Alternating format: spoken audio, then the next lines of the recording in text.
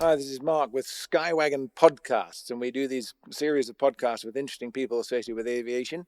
And today we've got John Tillison here, who's authored this book, Pull Up. We're going to be talking about flying instruction, the book, and attitudes, and give us a synopsis of what the aim of your flying experience and the book is talking about. Well, it started out with my dad. He flew, or he was a radio operator on a B-29, so he was, in the plane.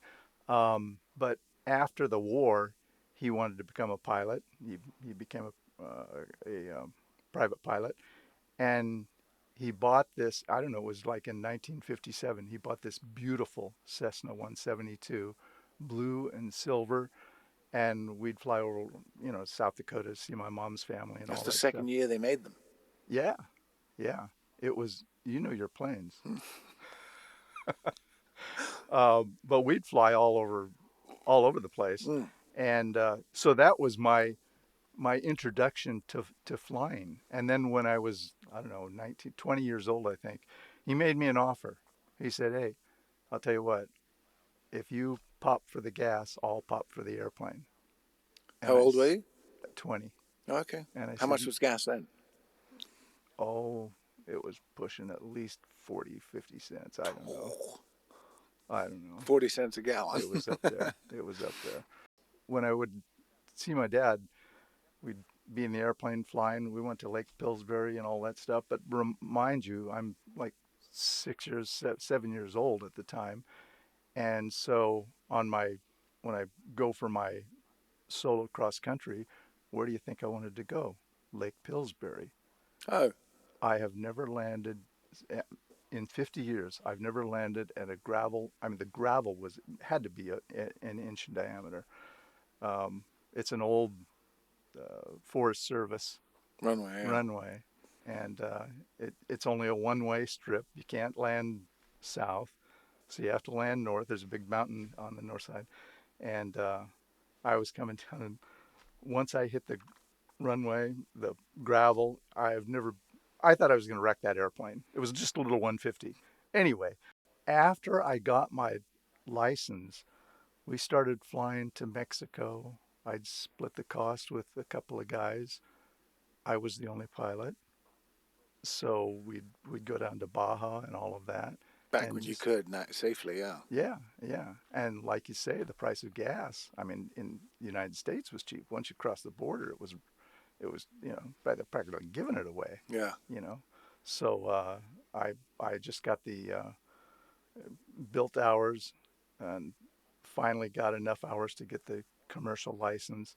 And here's one of the stories. The book has got a lot of little stories and tips that I try to impart with students coming up that want to fly and stuff like that.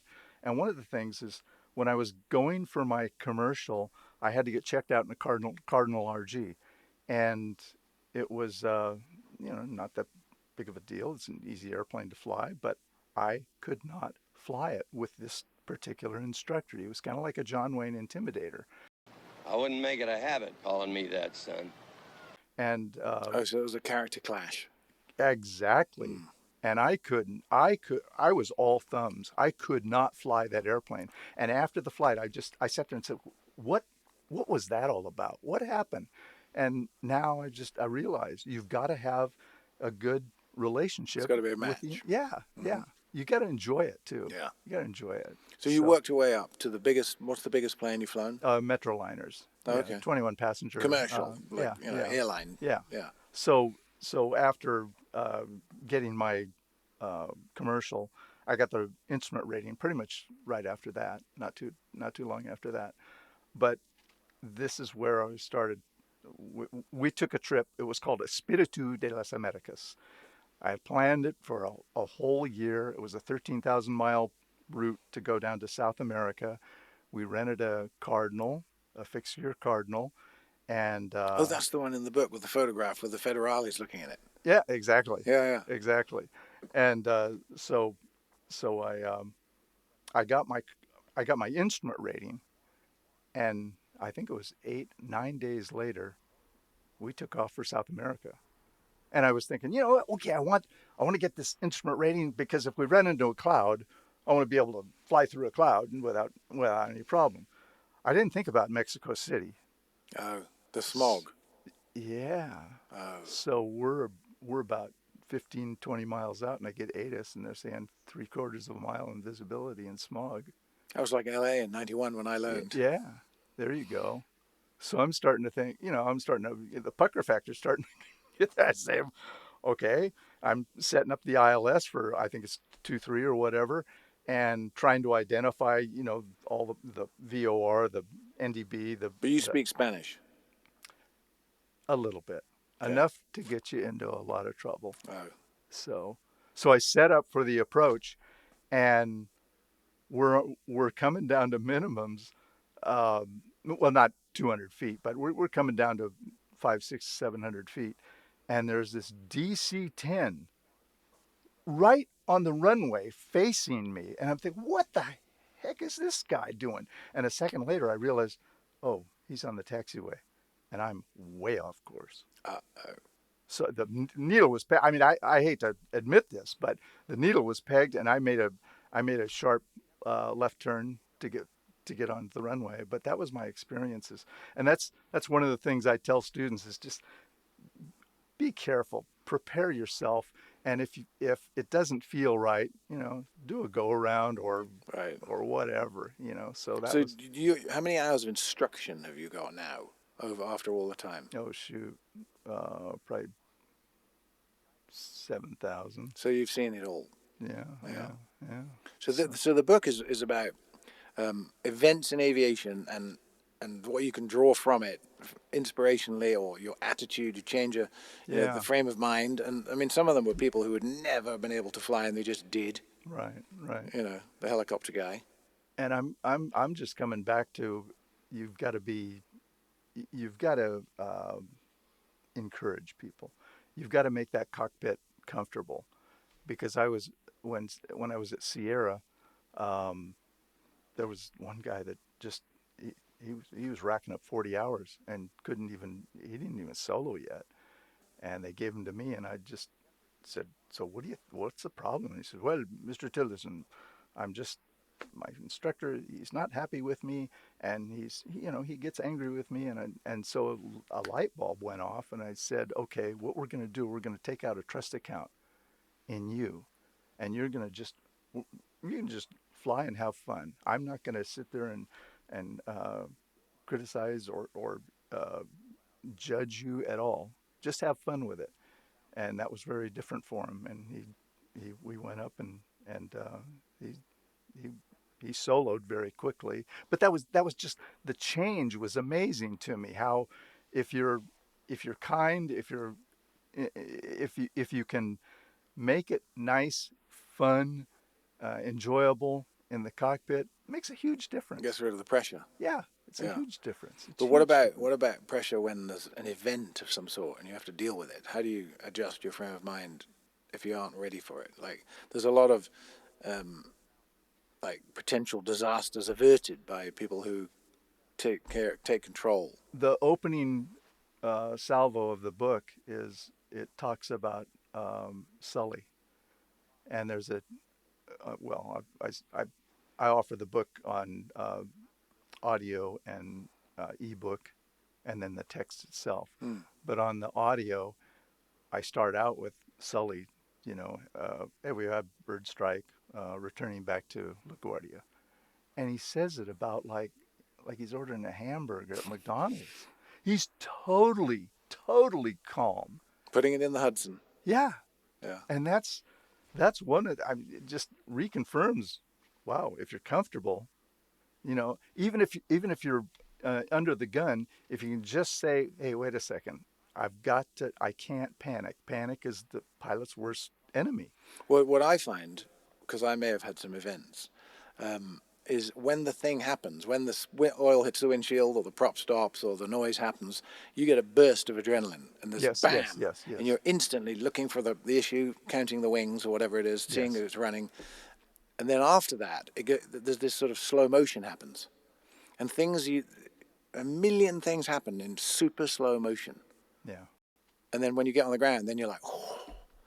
But you go into a sort of, I think it's called temporal. There's a word for it where things go into slow motion.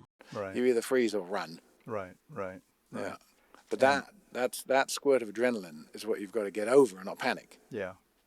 No, I remember in a 150, I was instructing, and one of the mags crapped out all of a sudden, and it started really, engine was running rough, and it was just that feel. It was at night, so at night everything is different, Oh yeah. and I just remember that feeling of you got to stay calm. You got to think, okay, well, I'm just going to go over to Hayward Airport and land, check things out, no problem. So it's that mental discipline of staying. Yeah, and I don't know. I've interviewed a lot of airline pilots, including Captain Al Haynes of United Flight 232, and tell the people watching what happened to him. yeah, he was flying from Denver to over to Chicago on a DC-10, and about halfway through the flight, they had an uncontained, what was it, engine number 2. The middle engine. Blew up, yeah. The one in the tail on the top Yeah. of the fuselage. And it severed, when it blew up, it severed all 3 of the redundant hydraulic systems. And that's like, and he was saying, that's like 1 billion to 1. And he said it wasn't even in the manual.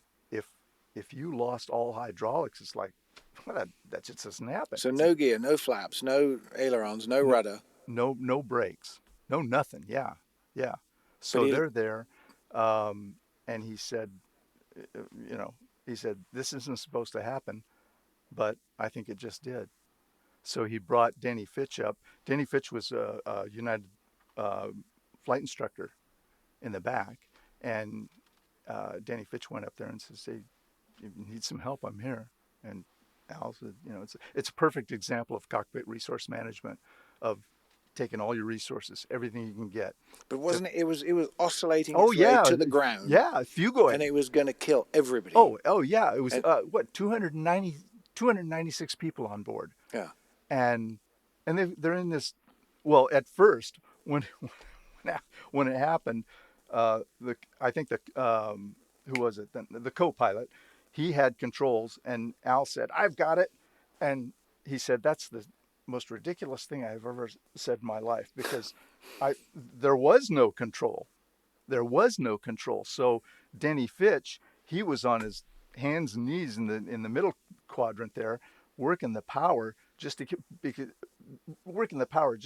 airplane level, because Al said we almost went over 2 separate times. We almost went inverted, and if that would have happened, then game's over.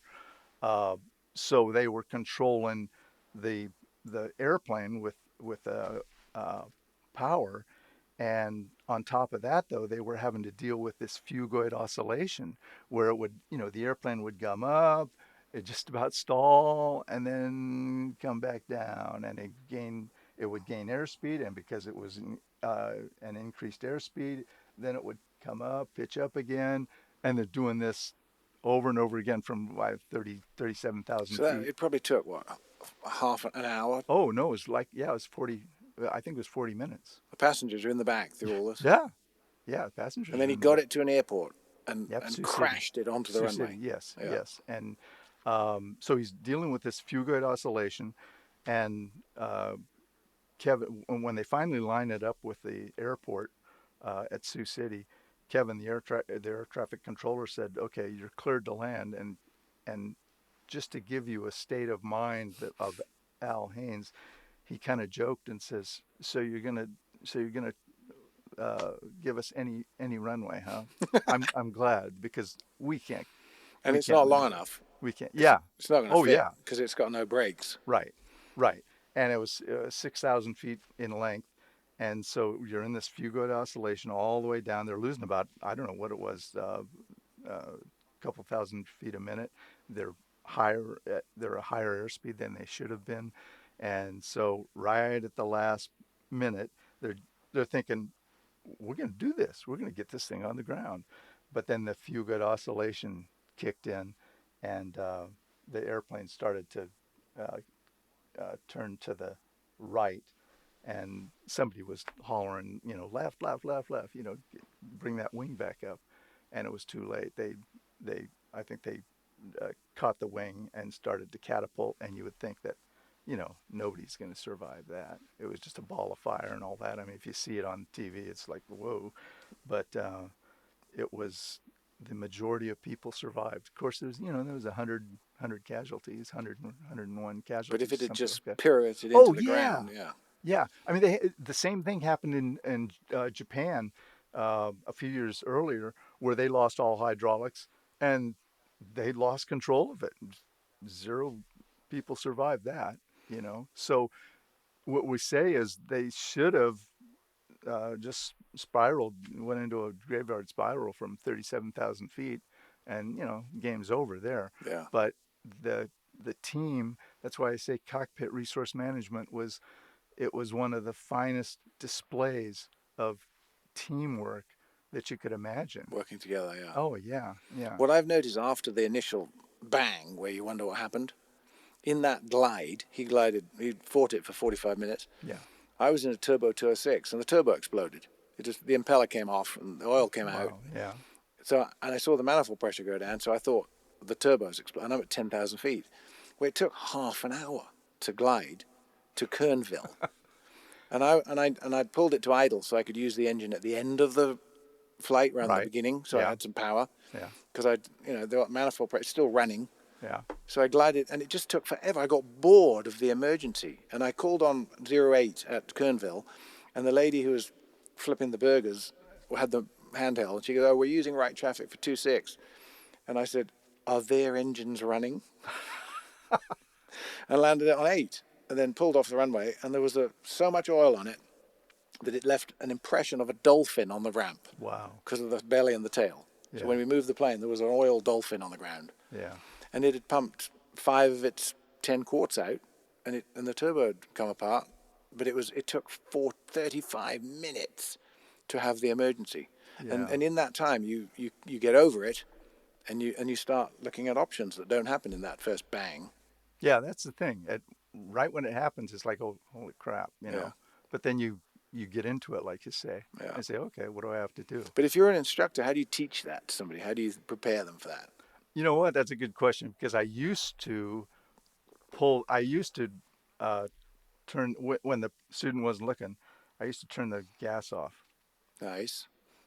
and so the guys, I'm just sitting there, and In a we're 150. in a 172, Okay. and we're just flying, and all of a sudden, and the one guy absolutely panicked. He said, you know, I, so I didn't do that anymore. I just, it was too much. I think this guy almost had Oh. a heart attack. Well, at our flight school, in a 150, the little switch between the seats, Yeah. it's on off. There's no Okay. left right. The instructor used to do that, Okay. and someone had heard he did it, and he said, "In your cross country, you're probably going to have an engine failure." He goes, "What do you mean?" He goes, "Well, he turns off the fuel."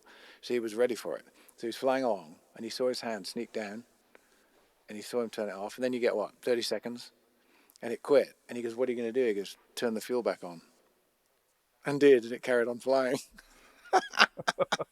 So his answer was to turn it back on. He didn't know he'd turned it off. Well, he knew he'd turned it off, but he turned it back on to fix it. There you go. He didn't, One of my students, not a student, my flight instructor, Jeff Jacobs, he, or was it someone, maybe it was another instructor. I don't want to incriminate anybody here, but uh, again, I was just flying and turned off the gas and left it off and made me land on a field that I chose. And I thought that was one of the gutsiest, I don't think that was very safe, no. you Well, know. yeah, I mean, But yeah, if I screwed up, you're screwed. right. But What happened? Oh, I turned the fuel off. Oh, yeah, yeah. yeah. So, but it's those things. I mean, if you do it enough, um, like in Puerto Rico, I flew for Puerto Rico um, later on in life, and I would just practice in the Aztec or the Britain Norman Islander. I would practice you know, shutting down and, you know, pulling one engine and just practice, you know, okay, going through your mental gymnastics of, okay, what are you going to do? Okay, dead foot, dead engine, all that stuff. What did you But think of the Islander? it's a truck. They're great, aren't they? It's a truck. Yeah, Yeah. Yeah. British. They use them on the British. Yeah. beaches. Britain Norman Islander. They Yeah. use them on the beaches in off the coast of Scotland. They wait Yeah. for the tide to go out and they schedule the airline for the tide. Okay. 2 engines, and then there's the Trilander where they put another Yes. 540 Lycoming up on the tail. Yes. Strange looking At plane. Dorado Wings, we had about 8 or 9 Islanders, but no Trilanders. But they were fun to fly. I stripped the paint off one of those once Oh, that. in a paint shop. I was like on the bread line, not knowing what to do, looking for jobs to pay for flying. And somebody goes, "Do you want to strip that Islander?" I was up on its wings with a broom with stripper, Oh, walking wow. up and down, with a hazmat suit on. What a nightmare! Yeah. Yeah. I've stripped one airplane and I said I'll never do it again. You know, because you're using this practically acid to get, you know, Oh, yeah, breathing it in. the pain off. But How do you, as an instructor, get over nervousness of the student, the fear of what might happen? How do you get over that? you mean with a student that might do something that you're not ready for? No, just the nervousness of learning to fly. Timid pilot, Oh, well, like an inspirational. There's a lot of stuff in Yeah. there that makes if you want to get over that. There's a lot in there to read that would get you Right, over that. right. But how do you teach it? I use exactly what happened to me with my commercial. I mean, that was just the tip of the iceberg about realizing how necessary it is to be calm in the cockpit, and that's what I do with the students. I just sit back and I've heard other instructors that where they're you know Tense. very tense and won't let the student make a mistake. Or And how far do you let them go is the thing. As far as it's safe, Yeah. you know. I mean, when we're landing, I would the way I would have someone solo was I would be calm enough to have my feet off the rudders, my hands like this, ready to grab it. Right. But if they could do that 4 times in a row, then I'd let them solo. Solo it. You know. So my instructor is probably watching this in 1991, IAJ. What he taught me to land, I couldn't land. I don't know why. I was trying so hard to land that I couldn't land. I'd bounce, I'd flare, I'd sink. Yeah. And in the end, he said to me at Fullerton, which isn't the biggest runway down in LA, Yeah. he said, right, this time I don't want you to land. I want you to fly as low to the ground as you can at the slowest airspeed you possibly can. I said, all right. But do not touch the ground. Okay. I said, all right. So I came down final, and as it got right next to the ground, I pulled up the nose and added a tiny bit of power and held it off, and it went. Cool. And he said, that's what I want you to do. Cool. I was like, okay, thanks, got it. Mark, that's exactly what we did at Sierra Academy of Aeronautics is, we'd land at Oakland's got, I don't know, 8,000 feet of runway or whatever. And people that were having trouble with the landings, I would say, okay, we're going to go down this entire runway. Just Don't land. Yeah, you just keep the power in and you just. And without knowing it, you get a bit behind the power curve and the nose starts coming up, and before you know it, the wheels touch, and you didn't mean to, but it's the best landing you've ever done. Right. Yeah. But it really works you. I mean, the student is just sweating it. You're really working it. Whereas, if the landing is like, up, Right. Busted the gear there. Yeah. But that's it. Just comes back to telling the student, hey, I'm just a passenger. I want you to do the work. I want you to be comfortable with this. And it's just amazing how a person with the right attitude can influence the person next to you. And for sure. Like you I don't feel said, under pressure. Yeah. Like when I first started selling planes, I was low time, not much time in tail draggers, and I'm in the left seat of a 185 with an Alaskan bush pilot in the right seat who's got 20,000 hours in type, and I've got to be PIC to be in the insurance. The insurance says I've got to be PIC for demo flights. And I'm sitting there like this. He flies bush in Alaska, and I've got 10 hours in this. So there was pressure. Yeah. So I always had to do it was easier when he wasn't an airline pilot in the right seat. I was just talking to a student of mine who's now flying for United, and he's talking about how much actual time, stick and rudder time you have in the airlines these days. And it's all, you know, well, I fly to Australia, 18 hours, and well, how much time are you actually on the controls? About 4 minutes. Because you take off, you flip on Yeah. the Toot, autopilot, toot, toot, toot. you know, yeah, Yeah. yeah, And then you fly for 15 hours and you're judged in your last 5 seconds. exactly, exactly. How And is the landing? that's one of the things that I say flying is the best thing you can do, because you know, there's no other hobby, or there's no other activity that where after a while you can just say, oh, ho hum, I've been here, done that. You're always, when it's landing, unless you just don't care much, you're always trying to grease it, Oh, right? yeah. Every And when you single do grease it time. and you can't even tell you've landed, no one is watching. Right. But when you bounce a 185 down the runway like this 8 times and chirp it, then Exactly. there's a crowd. Right. Yeah, that I don't know how that happens, but it is exactly that way. Whereas if you left the you know, tail chain on or something like that, and Oh, you're gunning it and all this, you're and taxiing down with the tail dragger yeah, tow bar still on the tail wheel. there you go. But there's always somebody watching And people there. are waving, and you think, yeah, they're Yeah, waving, right, but right. they're actually, yeah. I know a guy who took off in a 185 with the tug on the tail wheel, the gas-powered Briggs and Stratton Oh tug, wow. and he took He off. took off with that? Yeah, and it was an official capacity government type organization. I can't say the name of it. Okay. So he was IFR after takeoff, and he's flying along, and the plane won't trim, and he can't figure out what it is. And in the end, he gets on the company frequency. He goes, "Can you go in the hangar and see if the tug is there?" And they come back, "No, it isn't." He goes, "I think I know where it is." Oh And my how much do God. those things weigh? 60 Oh pounds, 70 yeah, pounds, and it's hanging yeah. off the tail wheel. It's got an engine. So he knows it's back there. So he thinks, right. So he comes back around to land, and you can't wheel it because there's too much weight back there. So he three-points it and batters the tail to death with this tug, because it jumps around, hits the elevator and the rudder, but he gets it down all in one piece, and this mangled tug there, and reprimanded.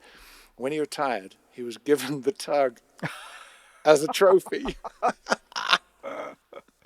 Cool, Yeah. cool. So Uh, to tell the viewers about how they get to read the book, where they can see it, the options. just Amazon.com. Just, And you know, you can download it on Kindle, or you can get the yeah, paper you can one. get Kindle, or you can go with what is Audible to listen to it. Oh, isn't You it? know what? To listen to this, I've got a lot of sound effects, cool sound effects on Mm. there, and I enjoy listening to this thing. You So know, try that. Go download it, listen to it. It's a great book. I've read it. Actually read it when John first sent it to me, and then I read it again this morning to freshen me up.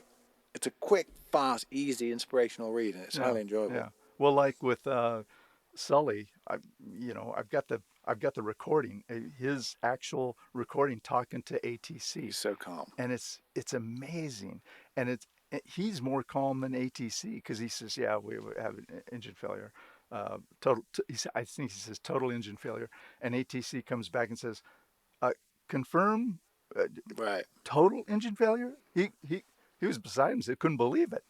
Yeah. Um, Turning so back to Peter Bruni, he goes, "I'm not making it." yeah, Yeah. yeah, and then he says, you know, we're going into the Hudson. The ATC, the controller says, you got Teterboro over to your right, unable. Just Bam. nah. And everybody survived. Some people didn't even Yeah, get wet. yeah, Yeah. yeah. They But it's walked out onto the wing and got on a boat. yeah, but Of it's a, that unable. yeah. So I always ask at the end of these chats, John, if anybody has had an event of their own that they'd like to impart without incriminating themselves. Have you had anything? Without incriminating. Well, like I say, I used to fly out at Puerto Rico, and for a company called Dorado Wings. If there's some old pilots out there, they're going to remember. Oh yeah, Dorado Wings. That was quite a company out there in uh, at Dorado, and I was brand new with the company. I think this is like my right after my 135 check. What sort of planes are you flying? Oh, Britain Norman Oh, the Islander. Islanders. Okay. Yeah, Yeah. yeah, yeah. It's Britain Norman Islander. We're maxed out. We got 8 passengers on board. It's at night.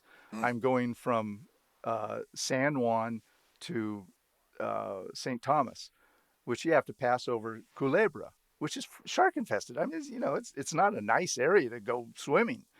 And I was about halfway, and I noticed the oil temperature was coming up, and then a second later, there was no the oil temperature and then the oil pressure went to zero, and I thought, oh no, One like, engine.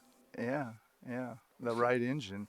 So I gingerly, I didn't want to make any mistakes. So, okay, dead foot, dead engine, identify that right engine's out, and I pull back the power, and I immediately think, we were like 2,000 feet over the water, because I mean it's what, 40 or 50 miles Will or it hold whatever. altitude on one engine at an At islander?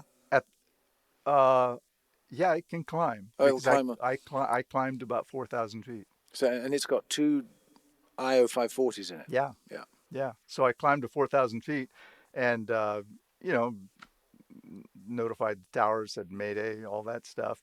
And the the airport was still like 15, I don't know, 15, 18 miles away.